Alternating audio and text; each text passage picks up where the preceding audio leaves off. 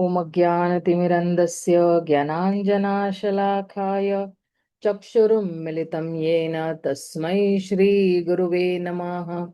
श्रीचैतन्यमनोभीष्टं स्थापितं येन भूतले स्वयं रूप कदा मह्यं ददाति स्वपदान्तिकं। नमो विष्णुपदाय कृष्णपृष्ठाय भूतले श्रीमते भक्तिवेदांत स्वामिनिति नामिने। नमस्ते सरस्वते देवे गौरवाणी प्रचारिणे निर्विशेष शून्यवादी पाश्चात्य देश तारिणे। जय श्री कृष्ण चैतन्य प्रभु नित्यानंद श्री अद्वैत गदाधर श्रीवासादि गौर भक्त वृंद। हरे कृष्णा कृष्णा कृष्णा हरे हरे, हरे Ram Ram Ram Hare Hare. So thank you so much for joining in, dear devotees. Last time we completed chapter number 3 and 4, and today we'll be starting with chapter number 5.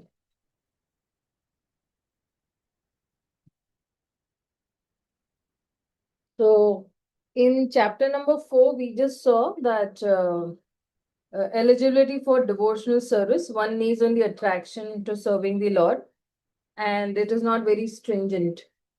And in chapter number 4, we saw that to practice any path of self-realization, one must have some preliminary qualifications such as pious birth or performance of Vedic rites. But chapter number 5 is explaining us that bhakti is not dependent on any of these requisites.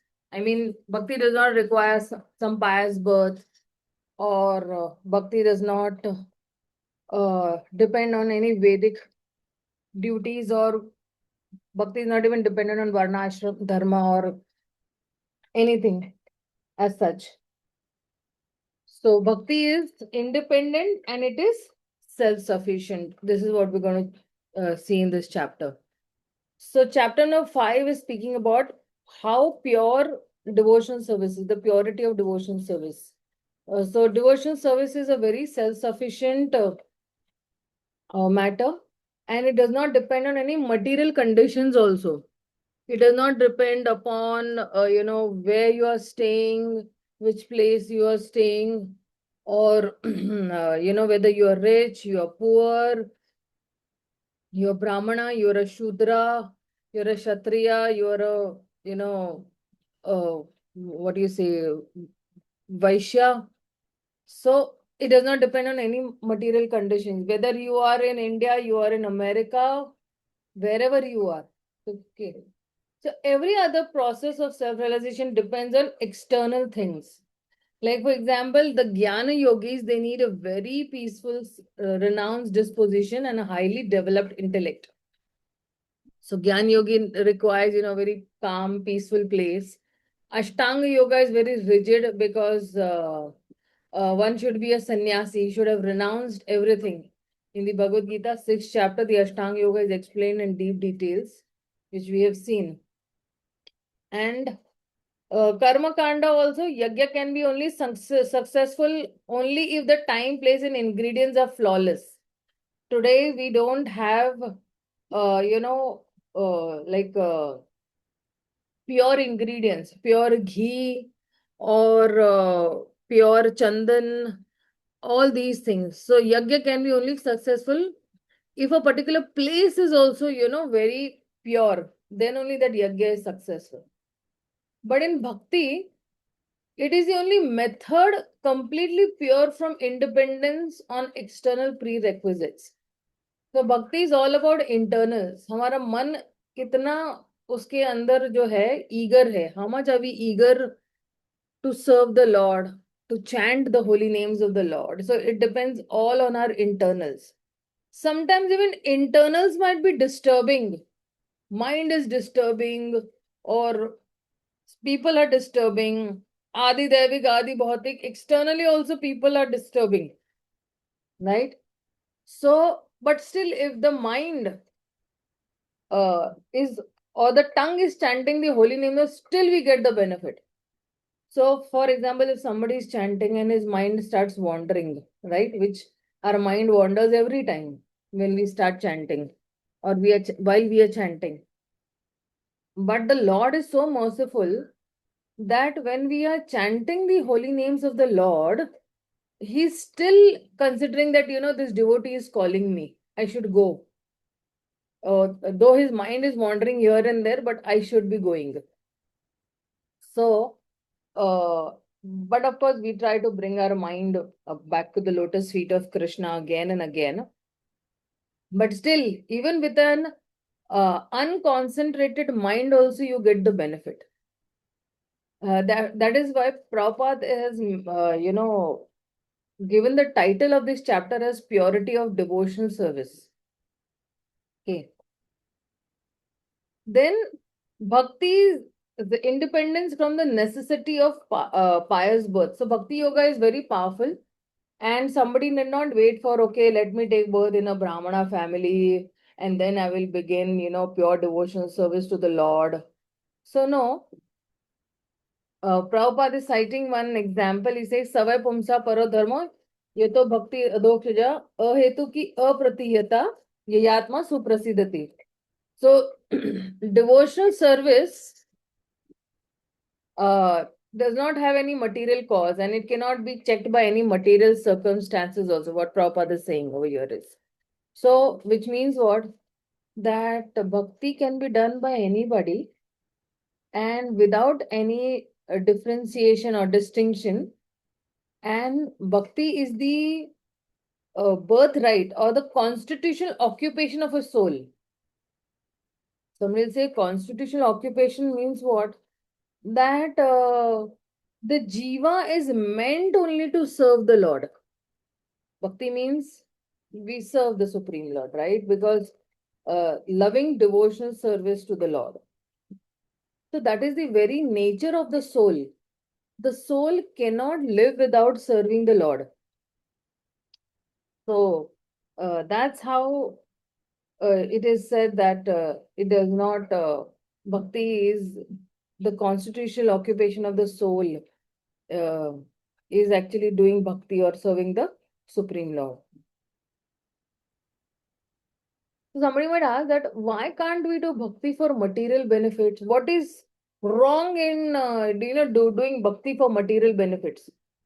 So Srila Prabhupada is writing that the Vedas prescribe two types of occupation for the human being. One is pravritti marg and one is nivritti marg, right? Pravritti marg means, the path of sense enjoyment, and nivritti marg means the path of renunciation. Right? So this path of sense gratification is an inferior path. So when you are doing bhakti for some material benefit, then that is an inferior activity or inferior work that we are doing. But if we are doing bhakti to attain the Supreme Lord, to attract the Supreme Lord, to give love and get His love, then that gives us, a little pleasure also, and we are situated in our original constitutional position of Sachit Ananda. And this Pravritti Marg, when we are doing something for some material benefit, we don't we do it for maybe money or fame or something like that. It is giving us misery. Temporarily, it may seem that we are experiencing some happiness, but after some time, it is going to give us misery only. So that is why this pravritti marg, the path of sense gratification, is actually a futile attempt. And it is just giving us some temporary relief from some temporary unhappiness. So then Prabhupada is saying that taking devotional service for material gain is an obstruction in the path of renunciation. Enjoyment in a diseased condition of life, which only encourages symptoms of the disease and its duration. So somebody who is enjoying in a diseased condition of life, right? It is only encouraging the symptom of the disease, right? Say, for example, somebody has jaundice. Okay. Now, if somebody has jaundice, then for him, right, to enjoy anything which is not prescribed by the doctor, so he cannot, neither he cannot enjoy fully also, right? For example, if somebody wants to eat something spicy or something tasty, he cannot, right? It is only encouraging the symptoms of the disease, and it's going to prolong, because in jaundice, if you all know, you're not supposed to eat oily, spicy, all these things. Therefore, devotional service must be pure in quality without sense gratification. See, we have also realized in our lives that when we love somebody very purely, without any motivations, right, a signal really goes to that person that no, she loves me or he loves me, without any expectations. And those relationships are very bonding relationships. Those relationships are very long lasting relationships. So, when you have a relation with somebody without any expectation, like for the mother is actually serving the child without any expectation. She's not she does not think while serving the child, oh, now this child will become big, and he will he will actually मुझे पालेगा पोसेगा, like he will actually take care of me in my old age. She does not think that way. While she is actually taking care of the child, she is doing it very selflessly. Then, after years of her tapasya, she gets the benefit that when she grows old, her son takes very, of course, nowadays, though, nobody takes care of parents at all. People are in one corner of the world, parents are in one corner of the world. But when uh, when the child grows up and it's a time for him to take care of his parents, he takes very good care of his parents, remembering that how selfless was my mother when I was very small. She took care of my every detail in my life, whether it be eating, my studies, my clothes, my toys, my emotions, everything she took care of. So then the child, feeling gratitude for the mother, he takes good care of the mother. But that point of time when the child is very infant and small, then the mother is very selfless enough. So this selflessness is the ingredient for that love to develop, and the selflessness is required for that relationship to grow, right? So one should therefore accept devotional service of the Lord without any tinge of unnecessary desire, fruitive action, and philosophical speculation. This alone can lead one to perpetual solace in his service.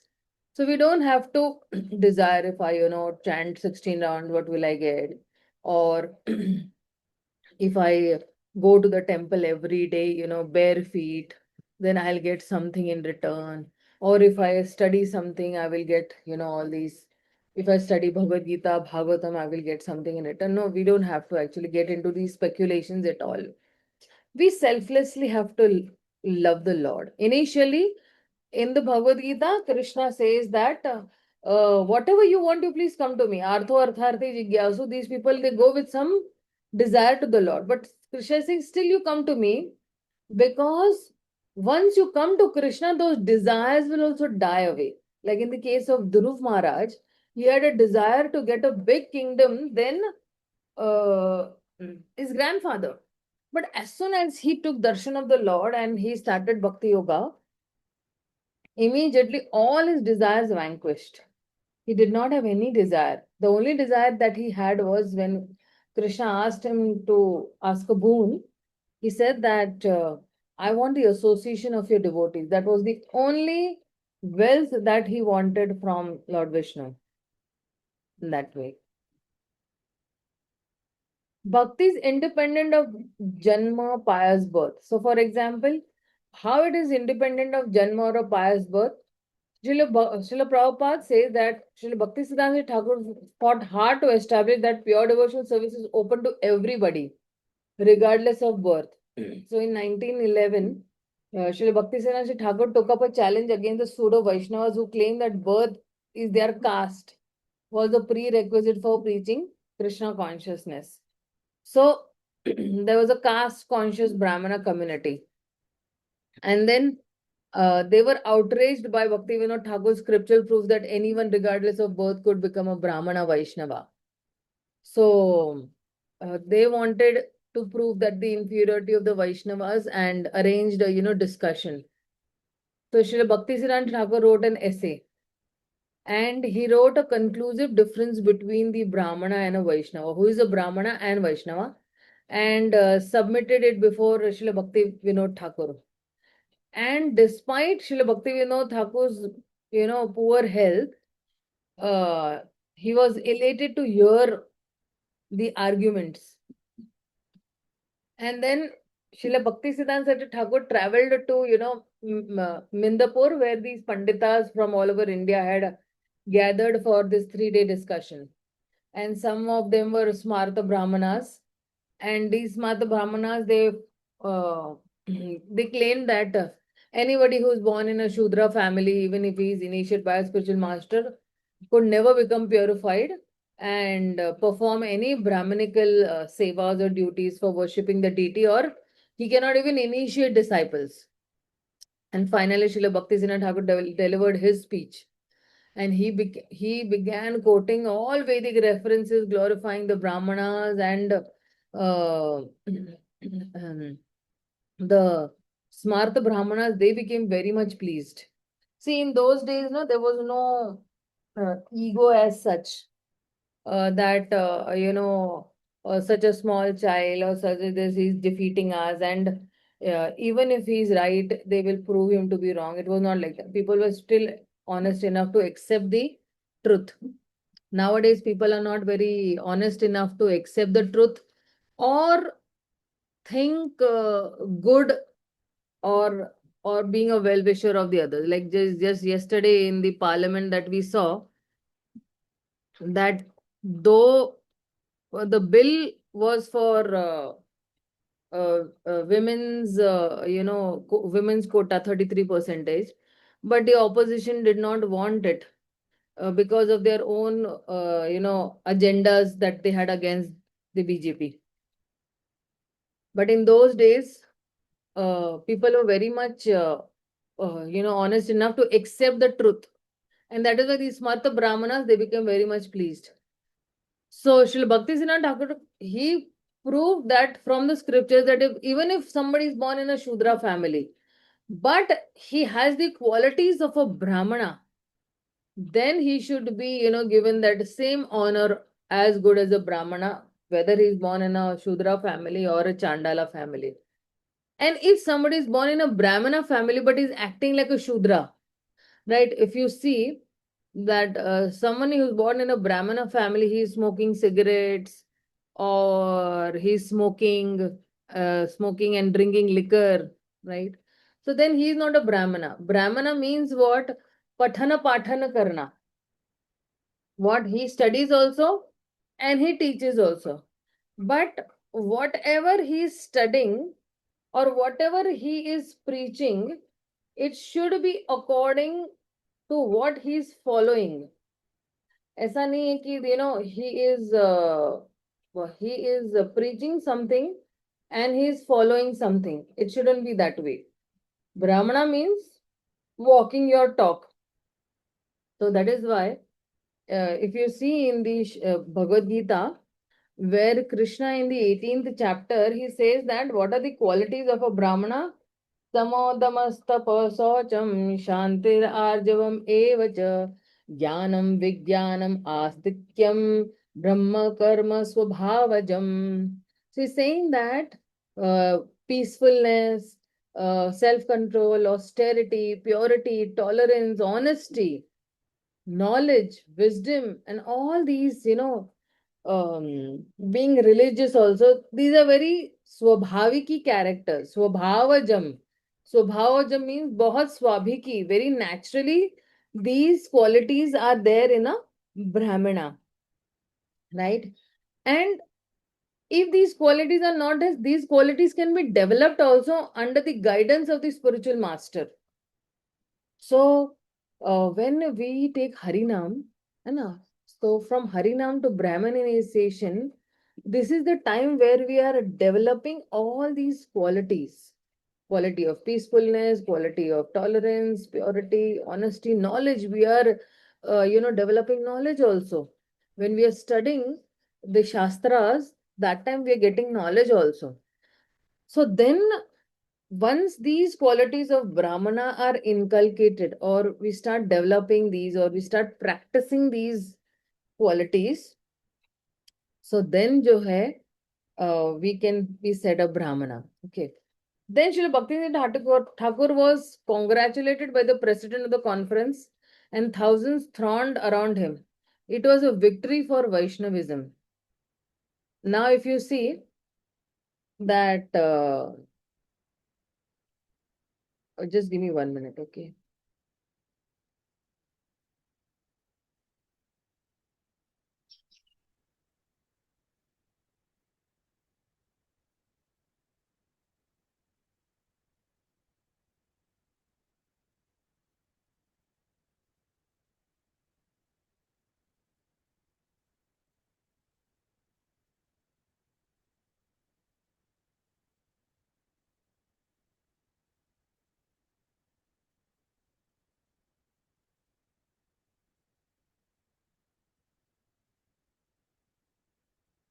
So see, somebody might, just ask, that what is the difference between a Brahmana and a Vaishnava?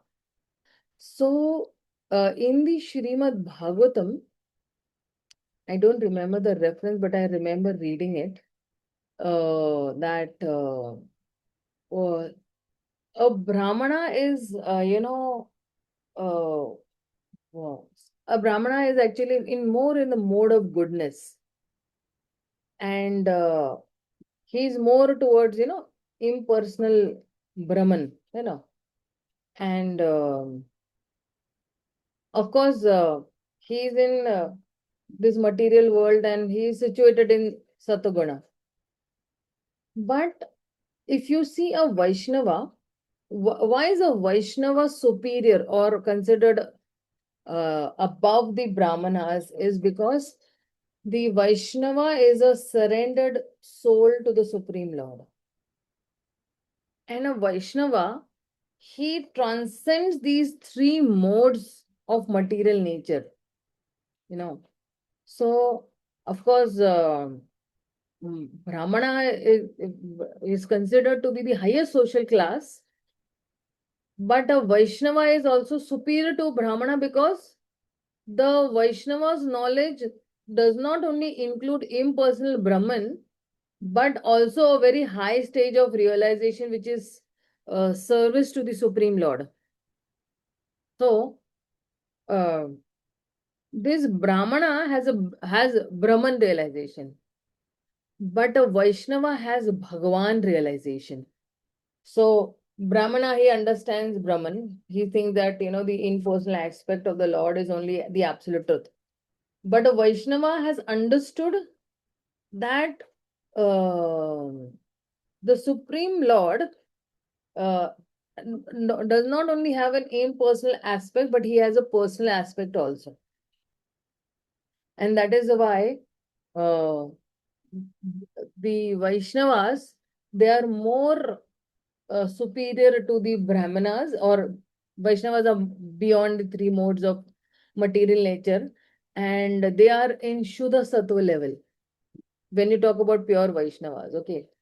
So, a Brahmana can be a Brahma Bandhu, and born in a family, but he can be lacking those Brahmanical qualities also.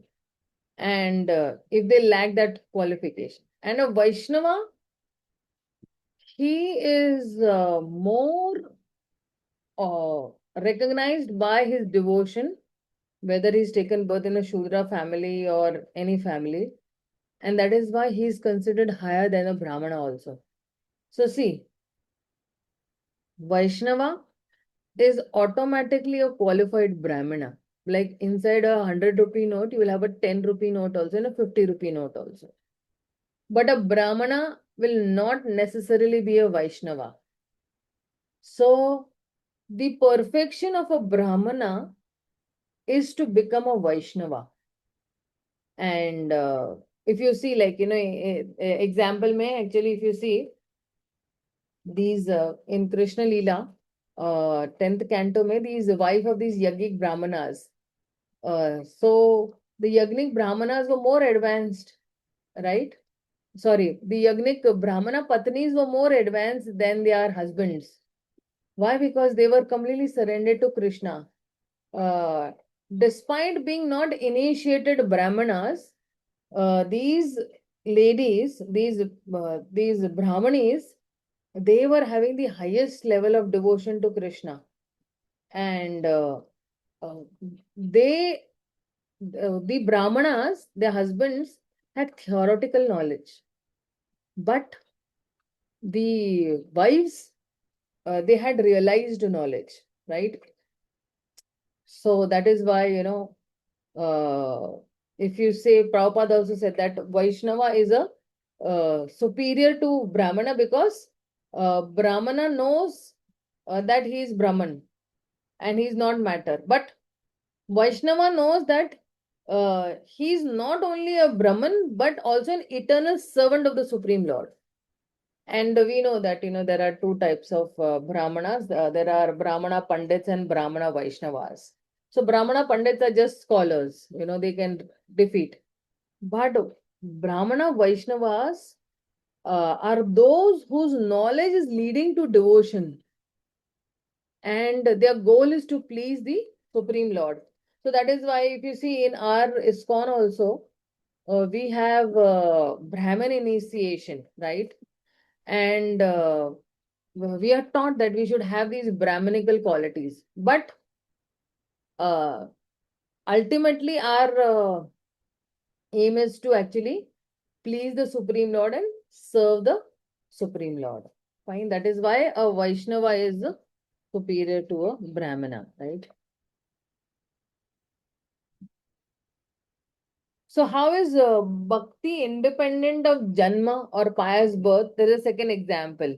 In the Srimad Bhagavatam only, it is said that Kirata, Hunandra, Pulinda, Pulkasha, Abhira, Sumbha, Yavana, Khasadyaha, Ye Anye cha Papa, Yad Apashraya Ashraya, Shuddhyanti Tasmai Prabhave Vishnave Namaha. Prabha Vishnave Namaha. So, who are these Kiratas and Hunindras and Pulindas and Pulkashas? These are all people from the lower birth, and they are addicted to sinful activities. But even if somebody is from these, places, they can also become devotees. They can also, if they're taking the shelter of the Supreme Lord, so saying that I offer my obeisances even to these Kiratas, Hunandras, Pulindas, Pulkashas, Abhiras, Sumbas, Yavanas, and all these people, those who are from different provinces. Like Kiratas are the ones from the old Bharata. Hunindras are from Germany and Russia, and Andhras are from southern India. There is a caste which they live in the jungles in Andhras. You all must be knowing no better, because some of them are South Indians over here. Then there are Pulindas also. Pulindas are from the Greek. Uh, Pulkasha, right? It's from another province. Or Abhiras, which are from the Sindh province. Or Sumbas, Yavanas, Yavanas from the Turkish the place. Or somebody is from Mongolian province, right? And all these also, right? Of the Khazar is, then even others addicted to sin can be purified by taking shelter of the devotees of the Lord and due to being the supreme power. So they can also take shelter. All these low birth, low, mentality people also, right? Hmm. Hmm. So then the third example is that how bhakti is independent of janma, pious birth. So in the seventh canto, right? Yasya yallakshanam proktam pumsavarnabhiyankajkam yad anyatrapi drishyate tattenaiva vinir diset. So if one shows the symptoms of being a Brahmana, Kshatriya, Vaishya, Shudra, as described above, even if he has appeared in a different class, he should be accepted according to those symptoms of classification. So over here, even uh, Narad Muni is actually telling this, that somebody is even from a low birth. Like, see, if you see that Hiranyakashipu and his son Prahlad, they are from the Asura dynasty. But though Hiranyakashipu was an Asura or a demon, his son came out to be a devotee. But Narad Muni did not distinguish at that point of time. Oh no, I am, preaching to the son of a demon inside the womb of Kayadu. Why should I do that? No, Narad Muni did not think at that point of time all these things. He, without being partial to anything, anybody, he actually, gave pure knowledge, right? So, in this particular chapter, of the seventh canto, so it is said that anybody, because Narad Muni is actually describing this chapter, and uh, uh, Shu- Shukdev Goswami said, and then I think Yudhishthir Maharaj is saying that, all this, and then Narad Muni is actually, because Yudhishthir Maharaj is asking, and then Narad Muni is actually answering. So that way. So again, fourth example. Padma Purana is stating that everyone, high born or low born, take a very cold early bath in the Magh. The only qualification for such a cold bath is that his desire to have it. Similarly, if one has a desire and attraction, he can take to bhakti. See, what, Prabhupada is telling over here is that in the very cold, chilly winters, people take a very cold, chilly bath. In many of these, uh, holy places, people take very chilly bath. I remember once His Holiness Radhanath Swami Maharaj, they had gone to Kumbh Mela. And in Kumbh Mela, I mean, because I was not there, I heard it from the devotees who were there with Maharaj. Okay, they were narrating this. So, when and if you see in Kumbh Mela, no, the water is very chilly. Means what? That there is a very thin layer of ice, formed on the rivers over there. So Maharaj actually entered that chilly cold ice water. He dipped himself, many times, and then he came out. So imagine in that chilly early morning, Maharaj had that bath, and how much, being, from America, born in America, of course, we are not seeing the externals, but, born and brought up in that particular environment where in America, people don't even have a bath in the winters from many, many days. But still, Maharaj dipped himself. He had a, proper dip in that ice, chilly, cold water. So it is said over here, it is that it is his desire to have it. The only qualification is to have. So if somebody has the desire and attraction, he has the desire to do bhakti, कि नहीं मेरी इच्छा है कि मुझे भक्ति करना है, मैं भगवान के प्रति बहुत आकर्षित, I'm very attracted towards Krishna because Krishna is the all attractive, right? So that's how, this is the qualification. And there is no other qualification, whether it is a Brahma, Shudra, Vaishnava, anything he can be. Kirata, Hunindra, Pulakasha, anything he can be, right? That way.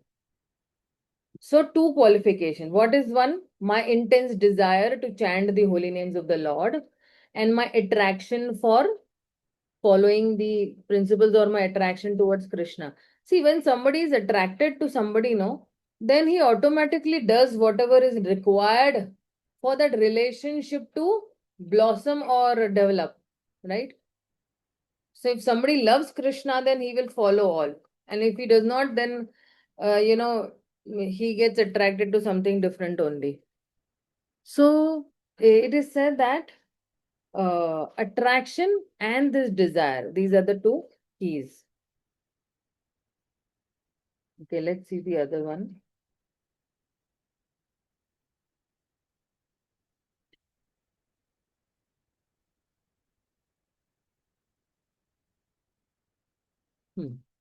Fifth example. So in the Skanda Purana, the Kashi Khanda, it is said that in the country known as Mayur Dhwaja, the lower caste people who were considered less than Shudras, I mean below the Shudras also, are also initiated in the Vaishnava cult of devotional service, and when they are properly dressed with tilaka on their bodies and beads in their hands and on their necks, they appear to be coming from Vaikuntha. In fact, they look so very beautiful that immediately they surpass the ordinary Brahmanas also.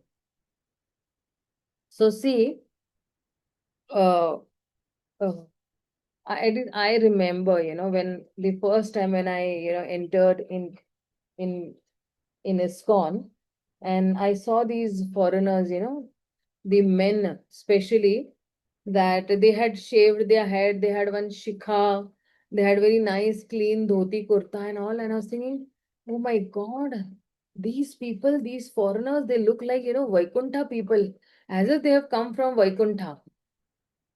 And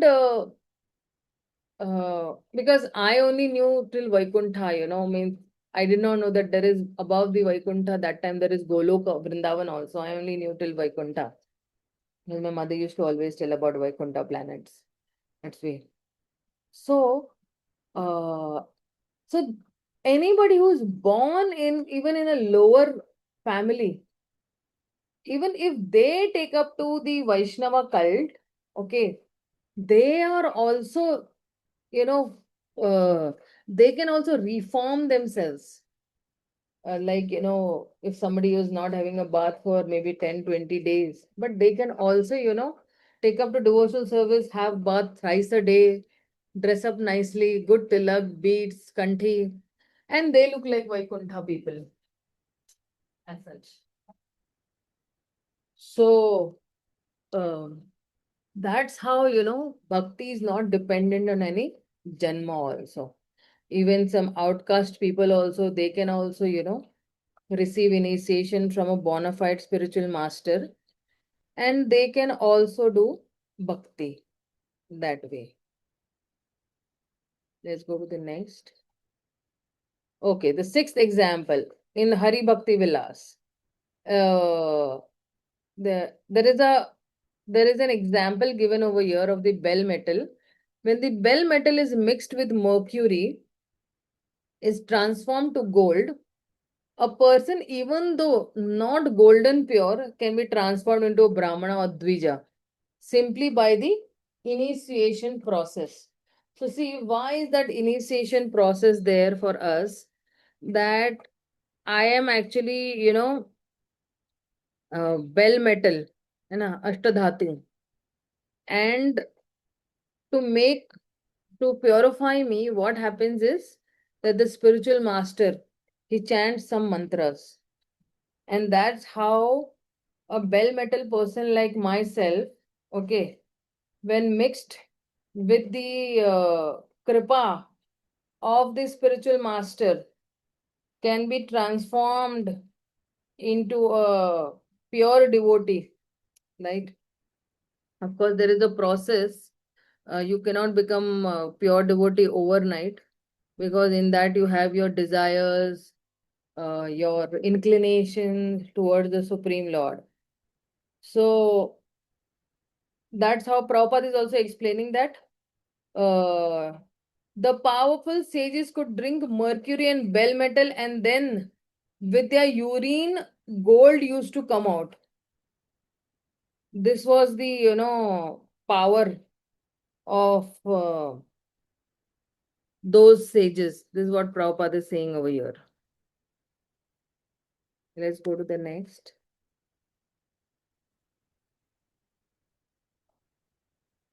So even if somebody is born in a family of a Chandala, even if he engages in the devotional service of the Lord, he becomes the best of the Brahmanas.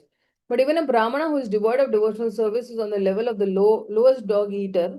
If a person is advanced in devotional service, he does not matter whether he is born in a Chandala family, he becomes purified. This is what Prahlad Maharaj is saying, that even if a Brahmana, even if one is a Brahmana, is qualified with all the Brahmanical qualities, he is considered degraded if he is averse to worshipping the Supreme Lord. So Brahmana means who is worshipping a Supreme Lord, but if he is not worshipping the Supreme Lord, then he is no less than a Chandala. But if a person is attached to the service of the Lord, he becomes glorified even if he is born in a Chandala family. Indeed, such a Chandala can deliver not only himself, but all his family predecessors. Without devotional service, even a proud Brahmana cannot deliver himself, and what to speak of his family. Then, seventh example, when Chaitanya Mahaprabhu was discussing with Ramananda Rai, using Kiba Vipra, Kiba Nyasi, Shudra Kene Nyay, Yehi Krishna Tattva Veta Sehi Guru Hoy.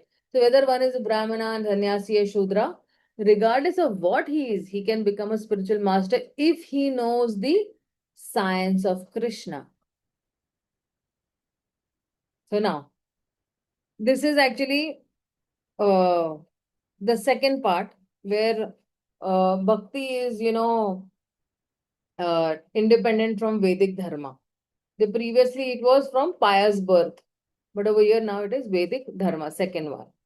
So the person qualified for bhakti is at fault for failing to perform all the important angas of bhakti. But he is not at fault for failing to perform the duties of varna and ashram. If he by chance happens to commit some sin, there is no atonement prescribed for him. This is the opinion of those who know the secret of Vaishnava scriptures. So anybody who is qualified for bhakti, and if he is not following the important angas, right? So then, and if he is failing to perform those varna and ashrama duties, okay, so he's not obliged. So if somebody is a devotee and he is not following the varna ashram dharma, so of course he is not going to be punished for that. So Jiva Goswami has said that it has been established that bhakti should be without other desires, anya abhilashita shunyam. On a related topic, it has been shown that all human, regardless of social position, are qualified for this type of bhakti. There may be a doubt about this. Yes, all people are qualified. However, at the same time, everyone should know or follow the rules prescribed for them according to the Varna Ashram. The scriptures tell us that failure to perform those duties is sinful.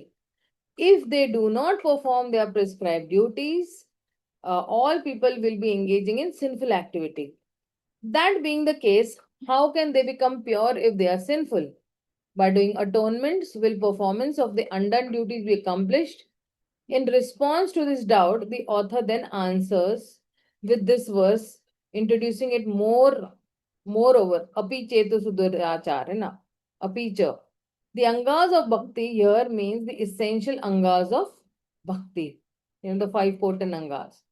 And Srila Vishwanath Chakravarti Thakur says that it is the fault if those qualified for bhakti fail to perform the required angas of bhakti, such as, observing fast on Ekadashi, watering tulsi, or, doing parikrama of the Lord, or uh, Govardhan or Vrindavan parikrama, all these. It is not a fault if they do not perform Varna Ashrama duties. If they commit forbidden acts because of the influence of the previous Vaishnava Prats, atonement is not required, since these pure devotees do not have a natural tendency for sinful activities. Bhakti alone acts as atonement. This is the conclusion of the Vaishnava scriptures. Yeah, so if somebody is not, if they commit some forbidden act because of the influence of some previous aparadh, then atonement is not required. For whom? For these pure devotees, right? Because these pure devotees, they do not have a very natural tendency of sinful acts. Like, for example, if a devotee, the pure devotee is walking and by mistake an ant comes under his feet, it is just, he's not seen it, right? And he does not have that natural inclination. But at the same time, the pure devotee is very careful also. Like in the case of Mrigari, he was very careful while walking, right? He did not want to even hurt the ants, where initially Mrigari wanted to kill the animals half dead. That cruel he was. He used to like seeing these animals half dead, and how they used to, mm, वो कैसे तड़पते थे, means how they used to uh, cry for life or to live, half dead.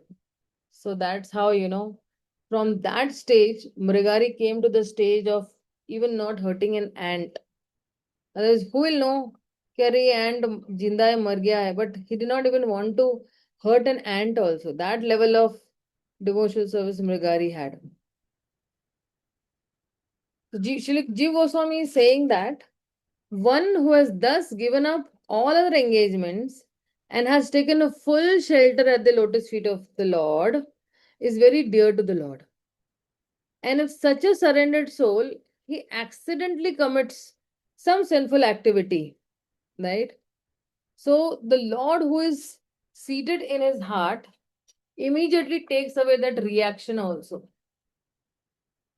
So in Shri Jiva Goswami's commentary, Sve Sve Adhikare, different qualifications are assigned for karma, jnana and bhakti. The two Ubhayo refers to good quality and the fault. For the person qualified for pure bhakti, performance of the actions of karma and jnana and failure to perform bhakti are both the faults. So, if a pure devotee is not performing, bhakti, and within bhakti only there is karma and jnana also, then both are that fault. But the Lord is so merciful that accidentally, if somebody is committed some sinful act, he takes away those reactions also of that sin. And then Shri Jiva Goswami is saying that if someone gives up his occupational duties and works in Krishna consciousness and then falls down on account of not completing his work, what loss is there on his part? Moreover, what can one gain if one performs his occupational duties perfectly but does not worship the Supreme Lord?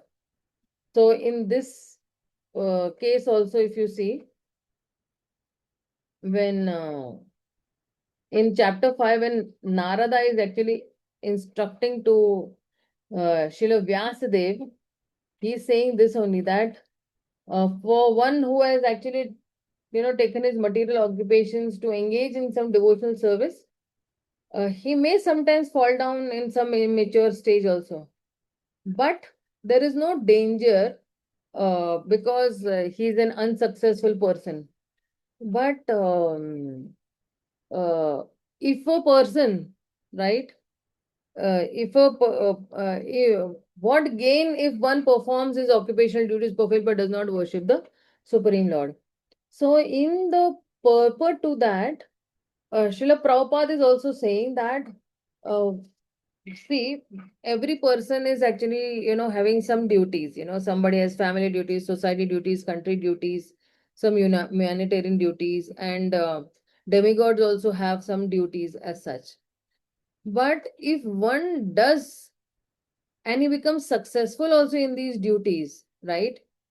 But he does not worship the Supreme Lord, then whatever he has done is of no use. So one is discontinuity of spiritual practice in bhakti due to accidental fall down from spiritual practices, and accidental death before these practices is fully ripened. तो अगर कोई बीच में ही चला जाता है तो still जो है what happens is he can still continue in his next birth. But if somebody is not practicing and he falls down, right, then there is no hope for this. So if you see that in even the of course this has been taken from the first canto and chapter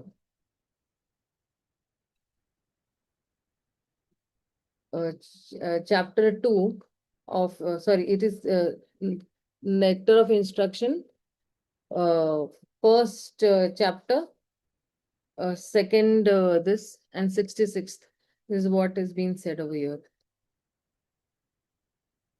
Okay. Then it is said that anyone who has taken shelter of the lotus feet of Mukunda, giver of liberation, giving him all kind of obligations, and has taken to the path in all seriousness, neither owes neither duties nor obligations to demigods, sages, general living entities, family members, humankind, or forefathers. So nobody is obliged. But still, the devotees, to actually set an example for the common people, they still actually um, perform shraddha or some other, karmakand activities, just to set an example that we are not completely renunciates.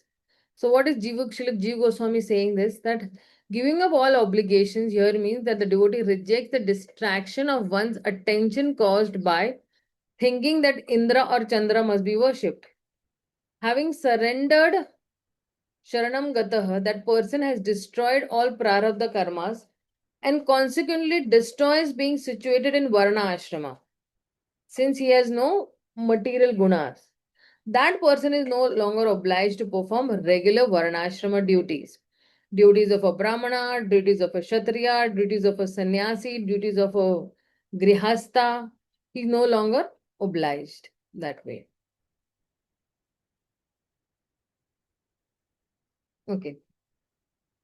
Then what is Shri Jiva Goswami saying is that the word pari should be understood to mean that the re-rejection, tyag should be complete. I will free you from all myths. Sarva dharma parityajya mam ekam sharanam raja. Now this shloka is I will free you from all impediments to bhakti.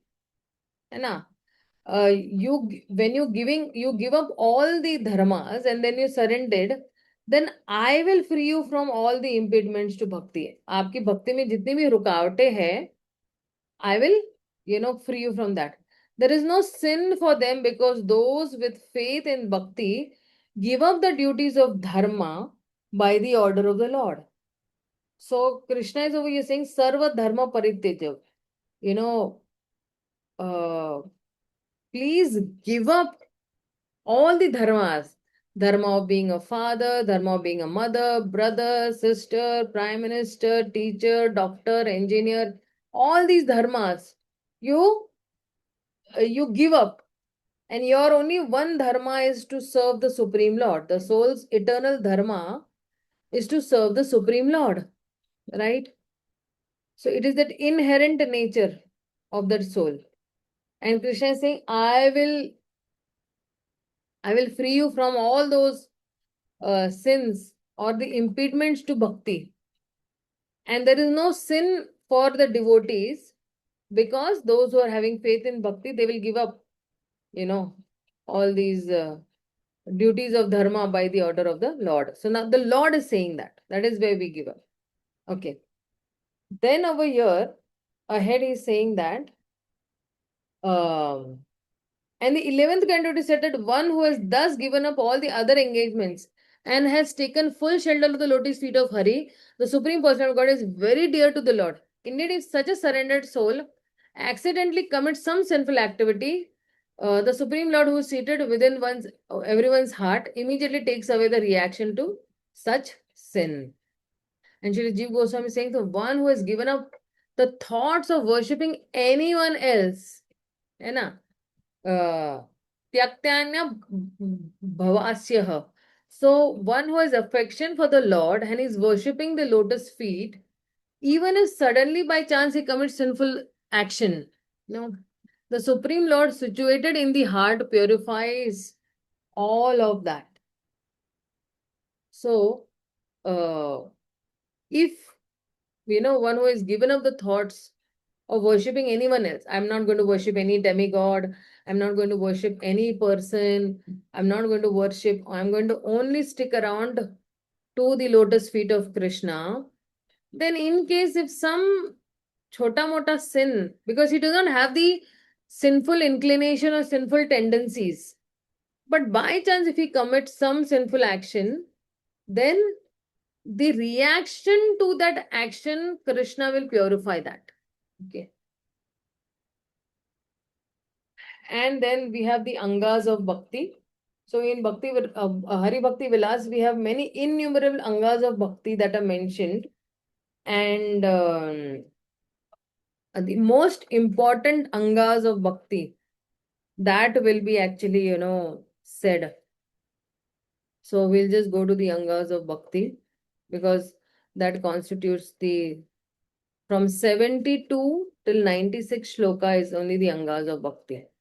So we'll just quickly, see the angas of bhakti. Just give me a moment.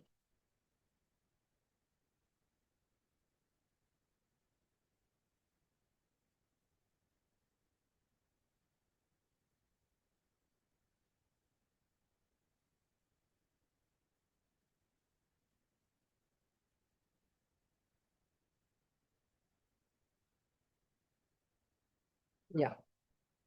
So now we are coming to the 64 angas of bhakti. So, how to discharge devotional service and devotional principles, then aspects of transcendental, then Raganuga Bhakti, then we have love of Godhead. All these are constituting the next chapter. Okay.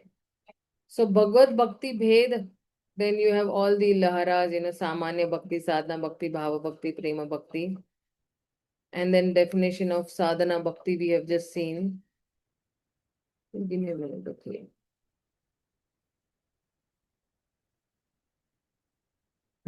Just quickly start from here. So in Sadhana Bhakti, there are 64 items. 20 items are of primary importance, and 44 are additional. And in that 20 also, what is to accept and what is to be avoided. 10 are like that.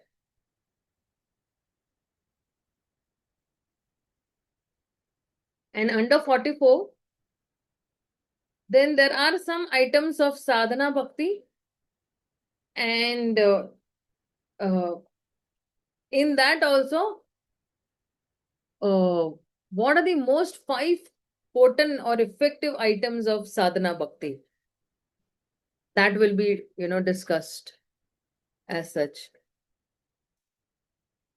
So see, let's go to the, angas. See, so let's see the first 20 angas of bhakti. So what is this actually anga of bhakti means? It's a limb. Means it's a combination of devotional actions with some, internal divisions also. Like, deity worship, or only one action without some internal, division. Like standing in front of the deity when a procession comes, that way.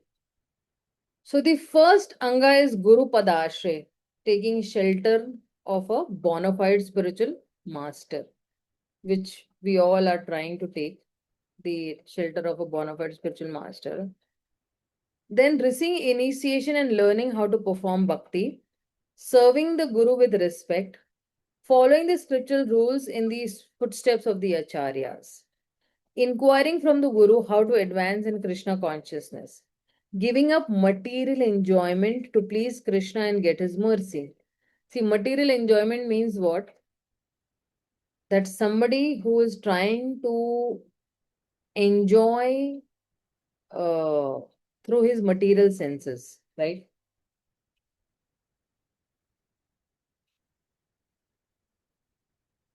Because these senses, they're always finding sense objects. And the senses are finding these sense objects outwards. They're not finding inwards. Because there are no sense objects inwards. Inward is only Paramatma sitting in the heart. So what is happening is when somebody is finding that sense objects outside, right, which is material, that is why he's not going to get any pleasure. He might be roaming around in many, many lifetimes, but his heart is not satisfied. तुष्टि पुष्टि संतुष्टि नहीं है उसको, because he's trying to satisfy his own senses. But when you try to satisfy the senses of the Supreme Lord, Rishikena Rishikesha Sevaya Bhakti Ruchate, then only the heart will be satisfied. Otherwise, it will not be satisfied. Not even, can say that somebody is not doing it fully, also the heart will be satisfied only 50%, not 100%. That way.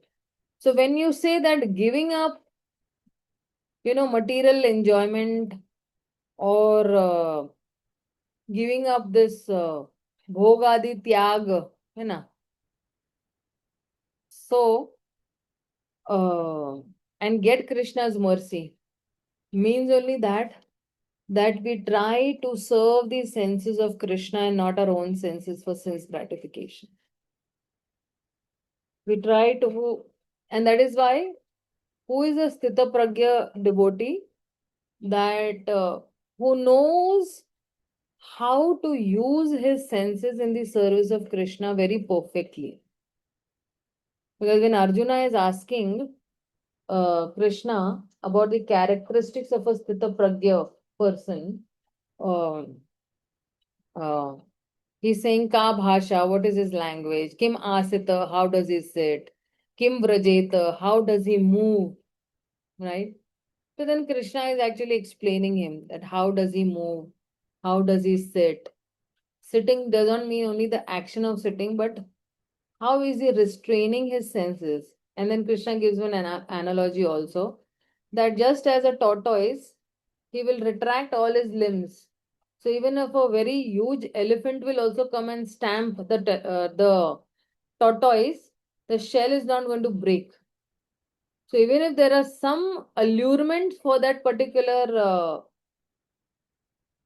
jiva, but he has controlled his senses to such an extent that anything external is not going to disturb him.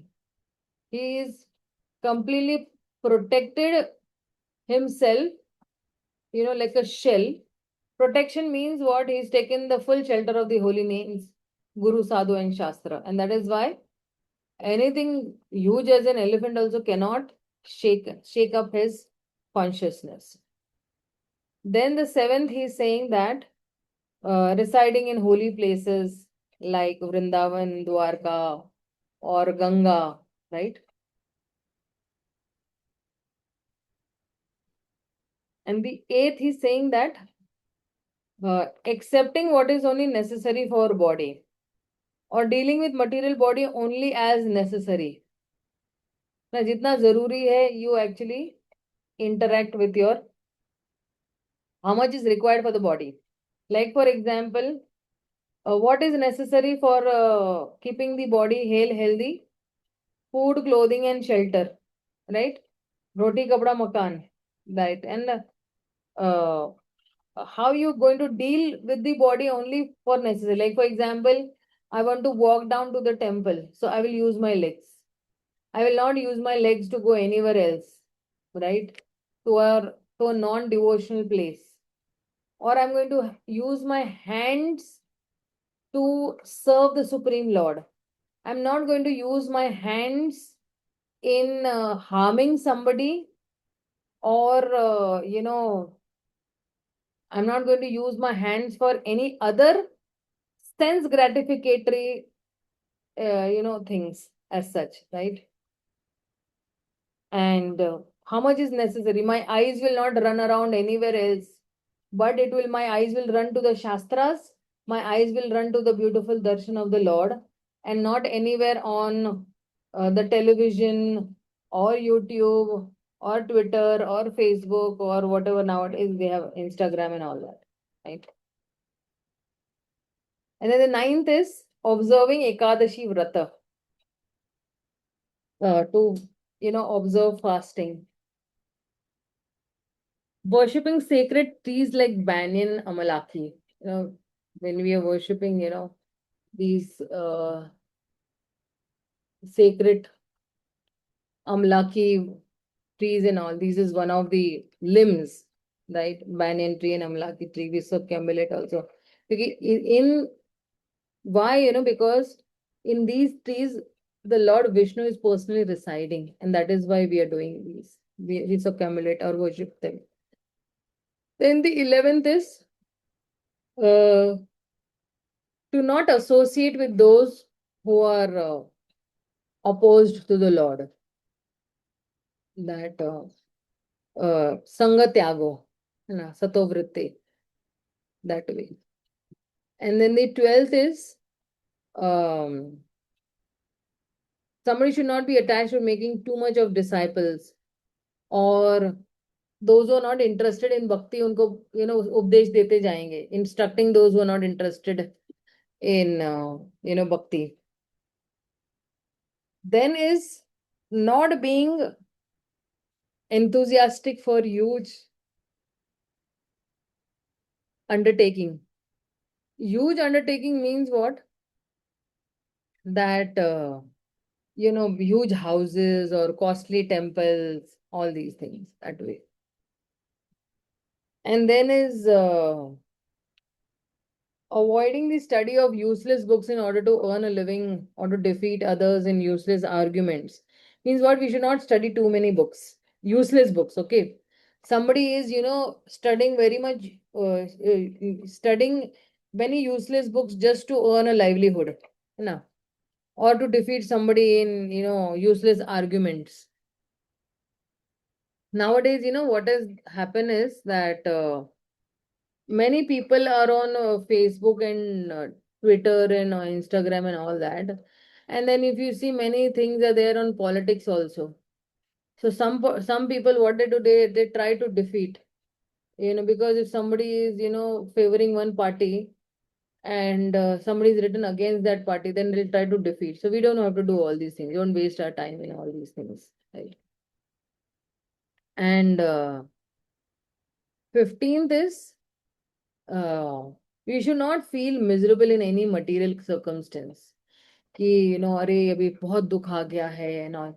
No, instead of feeling miserable in any material condition, we should take the shelter of the holy names and shelter of the lotus feet of Krishna. Because this misery has come to get us more closer to Krishna. We should take it in that way. See, why does misery come? Because of our own bad karmas. Okay, they are backfiring us in this lifetime, and that is why we have a misery. But in those miseries also, if you think that, okay, this misery has come up to me because Krishna wants that I should, be more surrendered to him. And if you take it in a positive way, then that misery will not be misery. Then the 16th is not being subject to lamentation or other extreme emotions. So somebody, uska, business ekdam khatam ho gaya, or business goes down. So this person laments, or if somebody has, left this material world and gone, to some other planet. So then people, are mourning so much that they forget that, our eternal relationship is with Krishna, permanent relationship is with Krishna. What is there to, go into those extreme emotions? Right?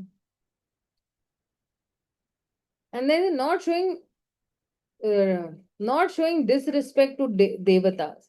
We should not disrespect the demigods, because see, the demigods' ka position is higher than us.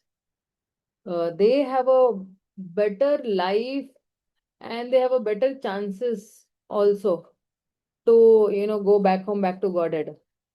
And in any case, they are more qualified than us. So if somebody is more qualified than us, we respect him. We don't disrespect that person, right? And then not giving disturbance to other living beings means not troubling other living beings. Unnecessary, some small children you must have seen, they tie the tail of a lizard and they hang it and they see how it is, uh, being troubled.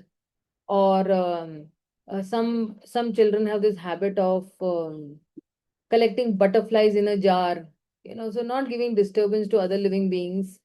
And nowadays, if you see this war is that only, giving disturbance to other living beings. My ego is not satisfied, so let's trouble. So not doing that also. Right? And ahead is saying that not committing seva aparad or nam aparad. Yeah, we have to avoid these offenses to the holy name, to the deity, seva aparad and nam aparad, these both. And the last is not tolerating criticism of Krishna and his devotees by those who hate them. We should not tolerate any blasphemy. So this is how, uh, it is said that if somebody is not following these principles, then we cannot advance in sadhana bhakti or devotional service or in bhakti. So all these should be followed. We should try to follow them on a daily basis, right? So all, these 20 angas that are there, they are serving as a, serving as a door for entering bhakti. But the first three are very important. Taking shelter of the Guru, taking initiation, right, and acquiring knowledge from the Guru, and service to the Guru are most important, right? So please remember this. This might come in the examination also. Okay. So now all these 20 are being explained. Okay, accepting shelter of a bona fide spiritual master, and how somebody can approach a bona fide spiritual master. Sarvopadi vinurmuktam tatparavate nirmal rishikena rishikesha sevaya bhakti-ruttama, right? So, devotional service means engaging all our senses in the service of the Supreme Lord. And when the spirit soul is surrendering, then there are two sideways. One is freed from all material designations, and one's senses are purified simply by being employed in the service of the Lord. So when somebody says, no, sarva upadi vinur muktam, सारी उपाधियां जो है वो when somebody is worshipping the Supreme Lord, then two things are happening. He will give away all his material designations, and then tat pravartena nirmalam. So all his senses are purified. निर्मल हो जाती है उसकी इंद्रिया, है ना? tat pravartena nirmalam. So all his senses will become purified simply by worshipping the master of all the senses. Bhaktir uchyate. Such a bhakti is very uttam or uchyate. And then accepting initiation from a bona fide spiritual master, serving the spiritual master, following in the footsteps of the saintly people, inquiring about eternal religious principles, and accepting only what is necessary, offering respect to the banyan trees or tulsi, or amalaki, giving up company of non-devotees, not accepting unfit disciples or temples, right? So there is a principle and there is a detail. Na? So Prabhupada was saying once that my godbrother criticized me for having allowed men to live in temples. Women in temples. This is not done in India. Only brahmacharis can live. But I have become successful because I have made this adjustment. Although they criticize me, their Gaudiya mats are still empty. And my temples are filled. Khachak bhare hue mere temples. The only time they have people coming is during Gaur Purnima to Mayapur for parikrama. And who is coming for parikrama? Widows, women in white. Because I have made this adjustment. I was successful. Prabhupada is saying that. So Shuddhakirti Prabhu, who is disciple of Prabhupada, is saying that, Prabhupada, how can we tell the difference between making an adjustment and changing a principle? Na. So Prabhupada is saying that that takes a little intelligence. So unfit disciples and costly, this.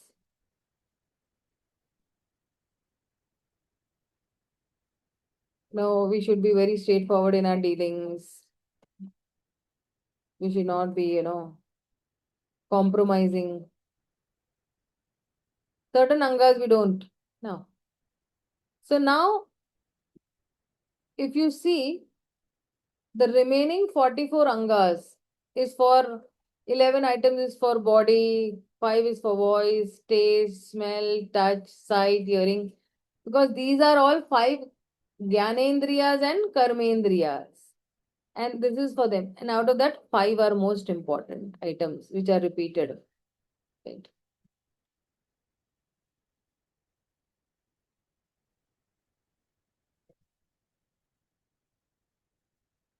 So this is what actually one thing I wanted to discuss.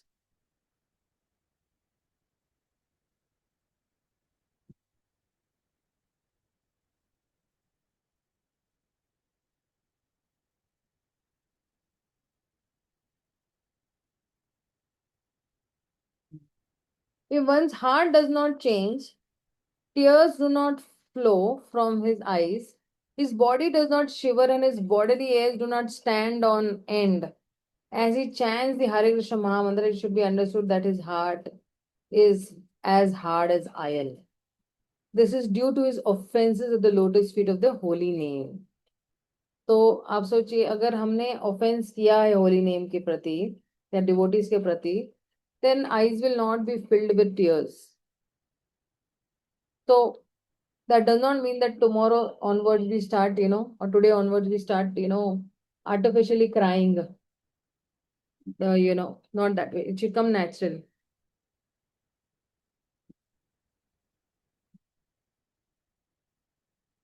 Why? Because when the heart is cleared of all the contamination of sins and sense gratification tendencies and all, and just want to selflessly serve and love the Supreme Lord, at that point of time, these tears will flow. The heart becomes softer because we don't have any other agenda other than pleasing the Supreme Lord. Giving up or giving up all our sense gratificatory agendas when we worship the Supreme Lord, that's the time where, we will be able to have tears in our eyes out of selfless love for the Supreme Lord. Sometimes you've seen, no, the mother, she selflessly loves the Supreme Lord. Correct? She selflessly loves the child and she has tears in her eyes.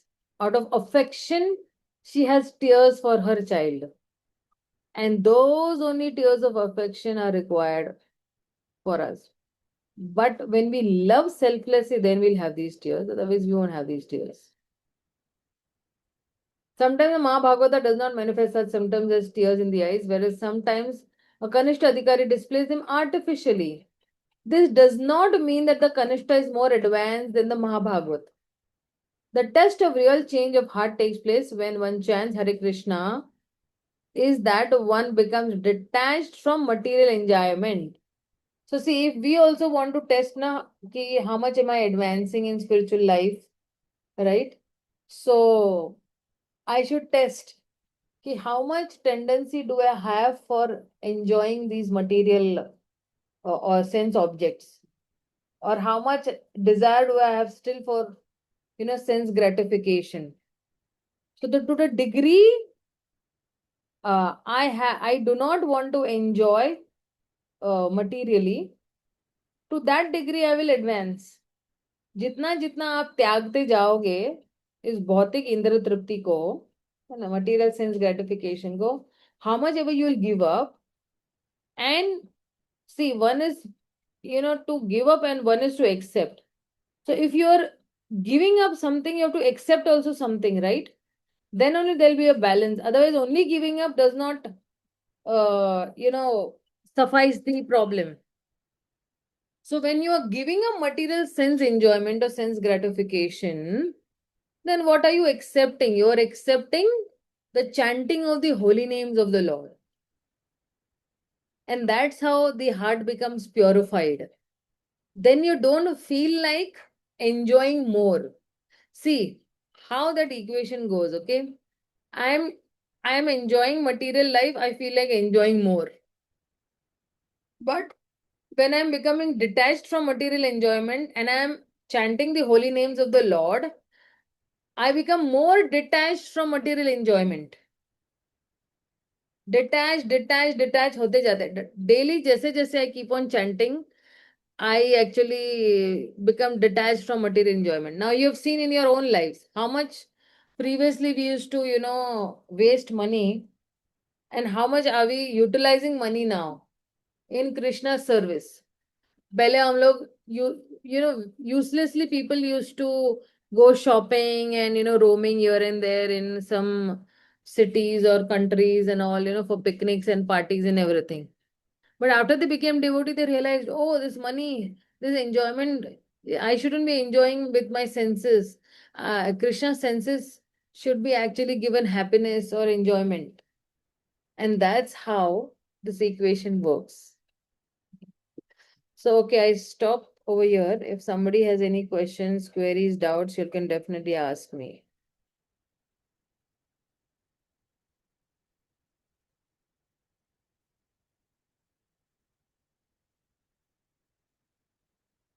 Okay, if nobody has, we'll stop for the day. Srila Prabhupada ki jai, Gaur Bhakta Vrinda ki jai, Hare Krishna, Hare Bol. Hare Krishna.